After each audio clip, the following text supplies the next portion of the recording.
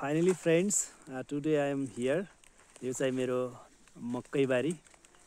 हाम्रो वैशाखको अन्तिम सातादेखि जेठको पहिलो साताभित्र मकै छर्ने चलन छ यतातिर। हामी चाहिँ मकै छरिसकेपछि 2-3 पटक गोडमेल गरिसकेपछि हामी असोजको अन्तिम सातादेखि कार्तिकको पहिलो साताभित्र हामी चाहिँ मकैबारी भित्र्याउने, मकैहरू भित्र्याउने र खेतबारीमा गहुँ जौ छर्ने गर्दछौँ।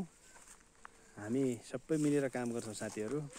यता हाम्रो सानो ज्ञानी छोरी पनि हुनुहुन्छ अनि मेरो भाइ बहिनी सबै परिवार माथि अलि माथितिर काम गरिराख्नु भएको छ। हेर्नु न, तपाईको असार महिनाको दोस्रो सातादेखि आकाशमा बादलै बादल देखिन्थ्यो, तर आज कति राम्रो हेर्नुहोस् त। आज कुनै पनि आकाशमा कुनै पनि बादल छैन।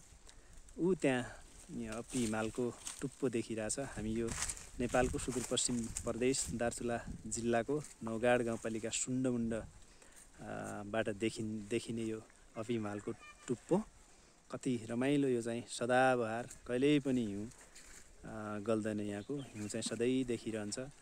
यहाँको डाँडा गाडा हेर्नु कति रमाइलो छ। यता हाम्रो सिमी पनि फल्छ। हाम्रो यता कोदो मकै अक्सर बढी जसो चाहिँ कोदो मकैहरू नै छर्छन् गाउँभरि नै। अनि धान चाहिँ अलि तलतिर फल्छ, हाम्रोतिर त्यति नफल्ने भएकोले यहाँ त धान चाहिँ छर्दैन। अनि रमाइलो छ साथीहरू। न चिसो हुन्छ न धेरै गर्मी हुन्छ, वातावरण धेरै राम्रो छ। मङ्सिर पुष माघ 3 महिनामा चाहिँ कुनै समयमा कहिलेकाहीँ हिमपात पनि अलिअलि पर्छ। म त्यो हिमपात परेको बेलाको भिडियोहरू पनि बनाएर हाल्ने नै छु। एकदमै सिमीका बिरुवाहरू अथवा सिमी पनि हाम्रो पाकिसकेको छ। बिस्तारै बिस्तारै टिपिन्छ।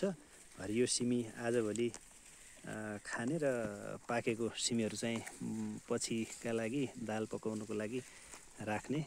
हाम्रो यतातिर सिमी पनि फल्छ। अनि यो सानो यता काकुन पनि देखिराख्नु भएको छ।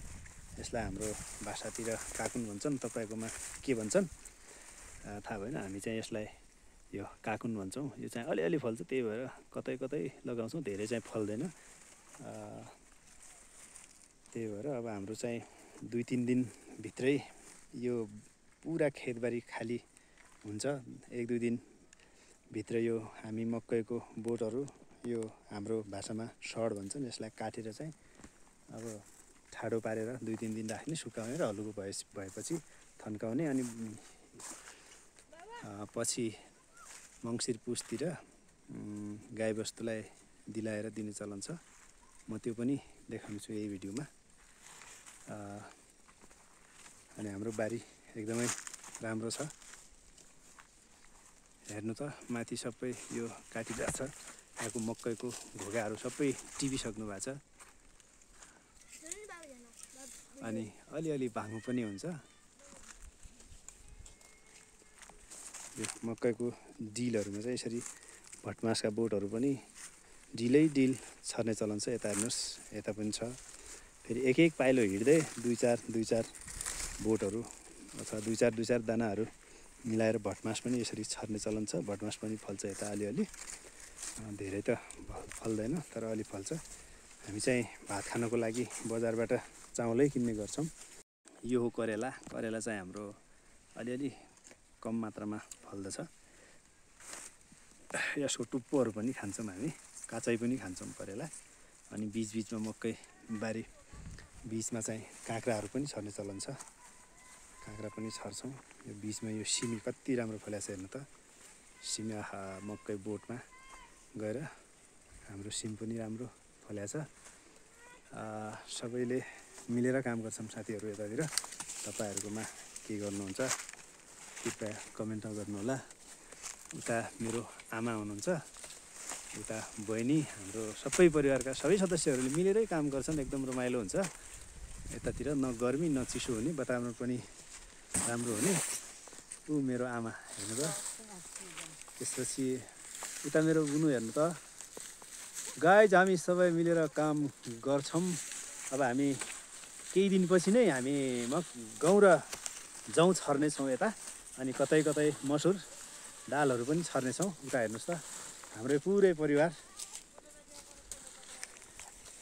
यो मकैहरू काटेर यसरी 2-3 दिन चाहिँ ठाडो बनाएर राख्ने अनि हल्का सुकेपछि यसलाई खाली गर्ने चलन छ। मैले पहिले नै भनिसकेँ।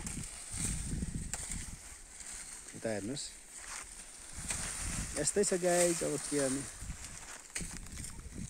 चलिरहेछ। पहाडी भेग हो मेरो गाउँको टुप्पोनेरै छ मेरो घर चाहिँ। मेरो घरभन्दा माथि सायद कसैको घर छैन। यता हेर्नुहोस् ऊ त्यहाँ मेरो घर अनि माथि जङ्गल छ हाम्रो। त्यहाँ जङ्गलभन्दा माथि चाहिँ घर छैन। अलि पल्लोपट्टि चाहिँ अलि भिरालो खरबारीहरू छ।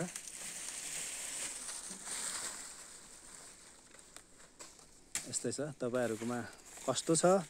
तपाईँहरू च्यानलमा नयाँ हुनुहुन्छ भने साथीहरू कृपया सब्सक्राइब गरी कमेन्ट गर्नुहोला। हजुरकोमा कसरी लगाउँछन्, के गर्छन् भन्ने कुराहरू पुरा गर्नेछौँ। यता हेर्नुहोस् सबै मकैको भोगाहरू सबै टिपेर भित्राइसके। अब चाहिँ हाम्रो यो बोटहरू मात्रै बाँकी छन्। ओके, अहिले मैले राखेँ। By by.